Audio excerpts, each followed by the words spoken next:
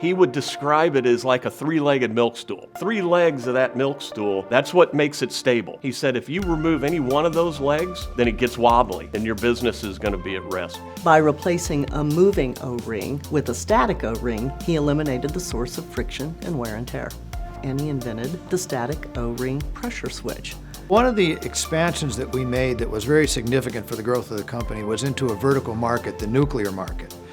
SOR moved from their original facility in Olathe to our current headquarters here in Lenexa. Shortly thereafter, SOR pursued and achieved ISO 9001 certification. In fact, SOR was the second manufacturer in the state of Kansas to accomplish that. We established an office in China. We hired some good people. There were a lot of challenges that we had to overcome, and hiring those folks to be locally present were able to help us navigate those initial challenges. 2016, we introduced sensor sampling, which kind of proved that we don't have to go out and buy somebody or do anything like that. We can kind of grow within, innovate within, and strengthen from our own personnel.